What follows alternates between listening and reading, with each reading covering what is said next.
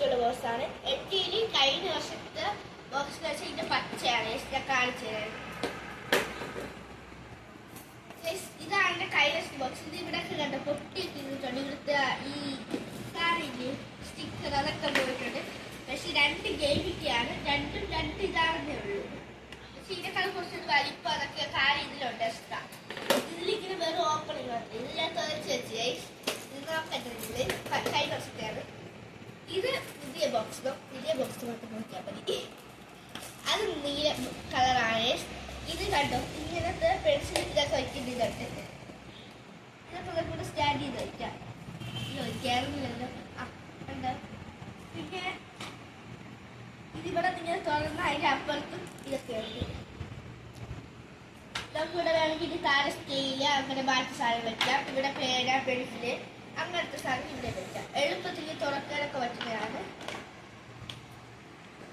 അത് മാത്രമല്ല ഇതിന്റെ സ്പേസ് പറയുന്നത് ബെസ്റ്റ് സ്പേസ് ആണ്. ഇതിന് 2 റബ്ബർ 2 കട്ടർ എത്ര ആളിൽ വെച്ചാൽ അത്ര മാത്രം സ്പേസ് ഉണ്ട്. ഞാൻ തുറന്നു പെട്ടെന്ന് തുറക്കാനും പറ്റുന്നതാണ്. കണ്ടോ ഇവിടെയും സ്പേസ് ഉണ്ട്.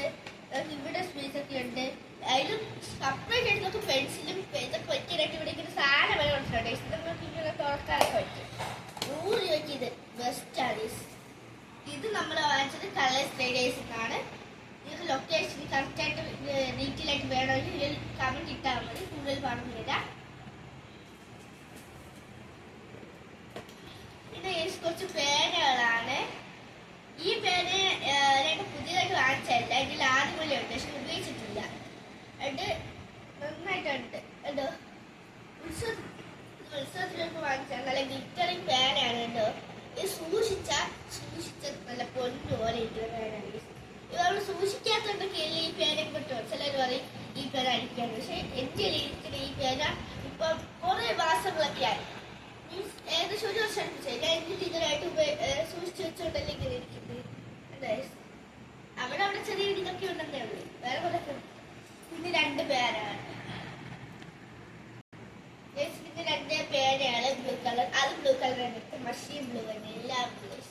അത് ഈ പേനാണ് ഞാൻ കൊണ്ടുപോകുന്നത്. പിന്നെ അതിനകത്ത് വെച്ചിട്ട് ബാക്കി സാധനം മെയിൻ ആയിട്ടുള്ള നീല കട്ടറ്. പിന്നെ റബ്ബർ നമുക്ക് നീല കിട്ടിയില്ലേ. ഈ കട്ടർ അങ്ങോട്ട് വെക്കുകയാണ്. നീല റബ്ബർ കിട്ടാത്ത കാര്യം വെച്ചാൽ പക്ഷെ ഞാൻ ഇവിടെ നീല ഉണ്ട്.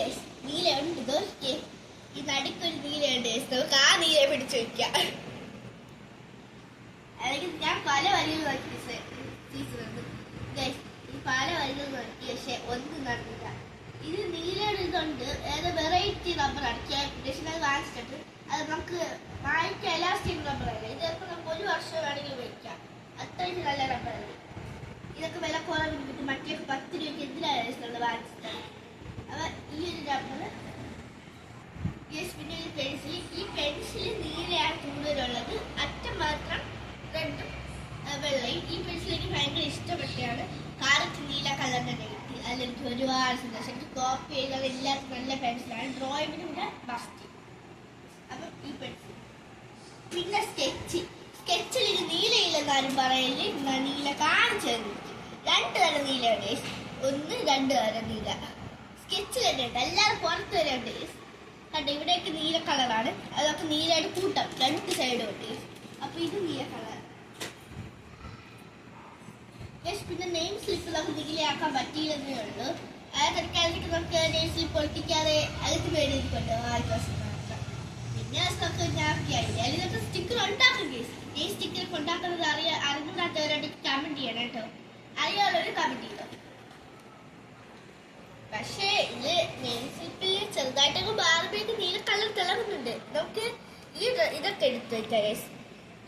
ഇത് നമുക്ക് വെക്കാം. സെയിം ആണ് രണ്ടും. അപ്പൊ ഈ 2 ആദ്യത്തെ ദിവസം കൊണ്ടുപോകുമ്പോൾ വെക്കാം. അപ്പൊ സെറ്റായി നമുക്ക് നീലയായി. നീല